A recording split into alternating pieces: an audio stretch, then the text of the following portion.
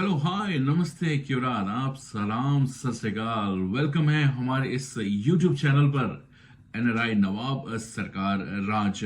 आपने इस चैनल को सब्सक्राइब किया, थैंक यू वेरी मच।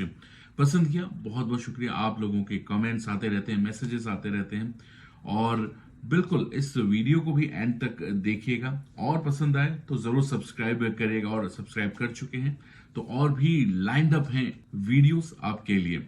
तो आज हम किस विषय पर, किस टॉपिक पर, किस चीज पर बात कर रहे हैं या फिर किस मूवी की बात कर रहे हैं।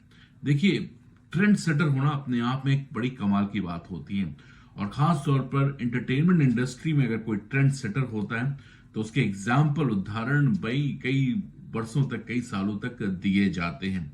और ऐसे में एक ट्रेंड सेटर मूवी है ना, शोले नहीं, मदर इंडिया नहीं, और बहुत सारी ऐसी मूवीज बनी हैं इनके बाद जो वाकई डिफरेंट टाइप की थी। और इस ट्रेंड सेटर मूवी ने ना केवल ट्रेंड सेट किया बल्कि आने वाले कई दशकों तक बहुत सारे फिल्म मेकर्स को इंस्पायर किया और ऐसी कमाल की फिल्में दी।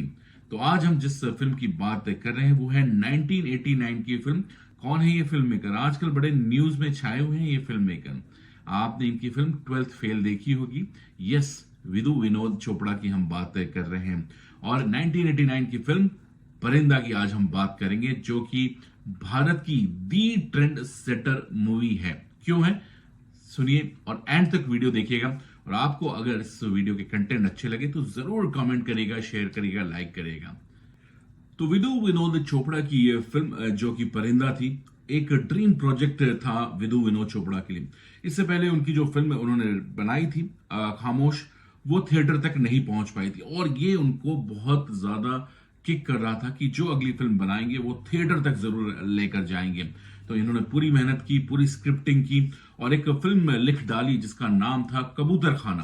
तो या इस फिल्म का नाम, परिंदा का नाम पहले कबूतर खाना था। 3 साल लग गए थे इस फिल्म को बनने में। ऑफ कोर्स डेट्स की प्रॉब्लम, एक्टर्स की प्रॉब्लम, एक्टर्स की एंट्री, एक्टर्स का एग्जिट होना। तो 3 साल इस फिल्म को लगे बनने में। और जब बन के आई फिल्म तो महेश मांजरेकर, राम गोपाल वर्मा जैसे और जो मैंने फिल्म मेकर्स कहे हैं जो इंस्पायर हुए इस फिल्म से, उन्होंने आगे जाकर वास्तव या फिर आगे जाकर राम गोपाल वर्मा ने जो अपनी क्राइम थ्रिलर्स बनाई वो इससे इंस्पायर रहा। और इसके साथ साथ अगर हम बात करें और भी डायरेक्टर के, जैसे कि अनुराग कश्यप, वो भी, और दिवाकर बैनर्जी, वो सारे इस फिल्म से काफी इंस्पायर है। उन्होंने अपने अलग अलग इंटरव्यूज में कहा। तो क्या कुछ ऐसा अलग था इस फिल्म में जो यूनिक था, जो लोगों को पसंद आया? सबसे बड़ी बात कि ये फिल्म जो एक टैबू थी हिंदी फिल्मों को खास तौर पर कह सकते हैं, उसको इसने तोड़ा था, उसको इसने ब्रेक किया था। वही पुराना ढर्रा चला रहा था कि पेड़ के पीछे हीरो हीरोइन डांस कर रहे हैं, गाना गा रहे हैं, एक विलन है या फिर ट्रायंगुलर लव स्टोरी या फिर एक हीरो एक हीरोइन, ये सब चीजें चली आ रही थी। और 80s का अगर आपको मिड याद होगा, वहां उस समय की फिल्में याद होगी, तो यही ट्रेंड चल रहा था और कहीं ना कहीं लोग डिस्कनेक्ट हो रहे थे। और ऐसे में परिंदा फिल्म आती है, एक realistic drama, crime drama film, जो कैरेक्टर्स बिल्कुल रियलिस्टिक नजर आ रहे थे, जैसे हमारे आपके आसपास के लोग होते हैं उस तरीके के लोग नजर आ रहे थे। तो इसमें सिनेमेटोग्राफर जो है विनोद प्रधान, उनको भी काफी दाद देनी पड़ेगी। और भी लोग इस फिल्म से जो जुड़े हुए थे, काफी मेहनत की और काफी लो बजट पर काम किया गया था। बाकी चीजों में एक्टर्स को ऑफकोर्स पैसे दिए गए। तो पहले बात करते हैं एक्टर्स की कि कौन से एक्टर्स को इस फिल्म में पहले एंट्री दी गई या फिर लेना चाहते थे विनोद चोपड़ा फिल्म मेकर। तो सबसे पहले ये फिल्म जो है, समझ लेना अगर आपने नहीं देखी फिल्म, तो गैंगस्टर फिल्म थी। जो मुंबई के जाने माने गैंगस्टर हैं अश्विन नायक के इर्द गिर्द एक फिक्शनल स्टोरी बनाई गई थी दो भाइयों की। तो दो भाइयों के रोल के लिए एक का नाम किशन होता है, एक का नाम करण होता है इस फिल्म में। तो करण का जो रोल था वो तो कंफर्म था विनोद चोपड़ा के दिमाग में कि ये रोल अनिल कपूर को जाएगा। और अनिल कपूर को जब उन्होंने स्टोरी सुनाई तो काफी खुश हुए और उन्होंने कहा यस, मैं ये फिल्म करूंगा। फिर वो चाहते थे कि अमिताभ बच्चन जो है किशन का रोल करें, उनके बड़े भाई का रोल करें। सो अननोन रीजन के कारण अमिताभ बच्चन ने इस रोल को करने से मना कर दिया। And then Vinod Chopra approach to Naseeruddin Shah. Naseeruddin Shah उनके साथ काम नहीं करना चाहते थे, उन्होंने साफ मना कर दिया।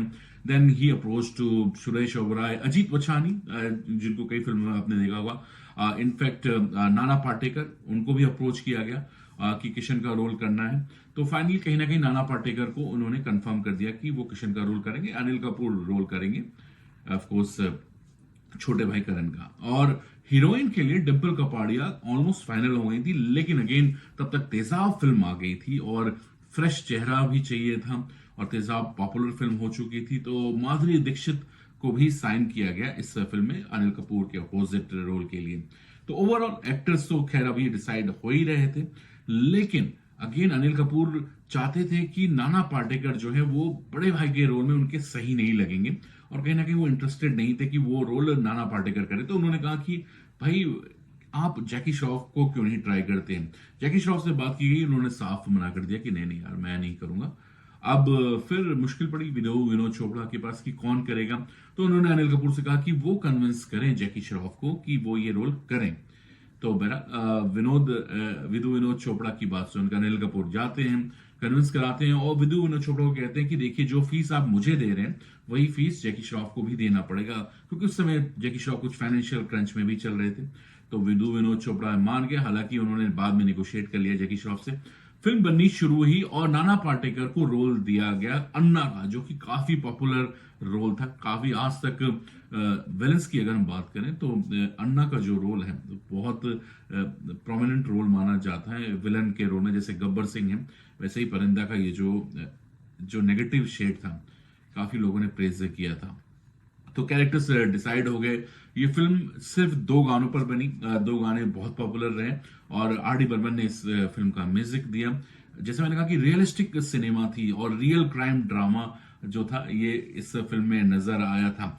शान जो शांतनु मुखर्जी हैं सिंगर, शान की ये पहली फिल्म थी, डेब्यू फिल्म थी, तो अपने आप में भी ये एक उनके लिए भी एक ट्रेंड सेटर थी, यहीं से उनकी शुरुआत हुई।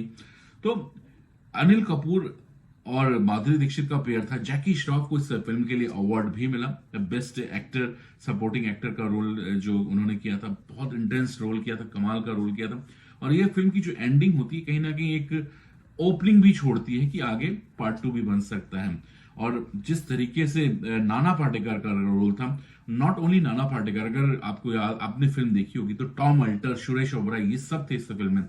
और सुरेश ओबराय ने, आपको अगर सीन याद होगा जहां पर वो बांसुरी बजाते रहते हैं, सुरेश ओबराय ने इस पर्टिकुलर रोल के लिए डैनी से जो है बांसुरी बजाना सीखा था। तो बहुत इंटेंस रोल उन्होंने भी किया था, जिस तरीके से डायलॉग थे और टॉम अल्टर का रोल था। और कई सीन्स तो जो थे, राम गोपाल वर्मा भी कहते हैं, अनुराग कश्यप भी कहते हैं कि वो बड़े चौंके थे जब उन्होंने इस फिल्म को देखा था। तो ट्रेंड सेटर मूवी परिंदा रही है, जो बाद में विनोद चोपड़ा ने 2014 में ब्रोकन हॉर्सेस कर हॉलीवुड में भी एक फिल्म बनाई। हालांकि वो फिल्म इतनी नहीं चली हॉलीवुड में, लोगों ने नकार दिया। अब बॉलीवुड का टेस्ट तो बॉलीवुड का ही टेस्ट है भाई, बिछड़े भाई, क्राइम ड्रामा सीन। तो यस, परिंदा मूवी अपने आप में एक ट्रेंड सेटर मूवी है, एक कमाल की फिल्म है। अगर नहीं देखी आपने तो जरूर देखिएगा, जिसने आने वाले कई जनरेशन को, कई फिल्म मेकर्स को जन्म दिया है। और भी ट्रेंड सेटर मूवीज की बात करेंगे और भी फिल्म मेकर्स की बात करेंगे। हमारे इस चैनल को जरूर सब्सक्राइब करेगा, लाइक करेगा और कमेंट्स जरूर करते रहिएगा। देखने के लिए बहुत बहुत शुक्रिया। Till then love you all, take care, bye bye.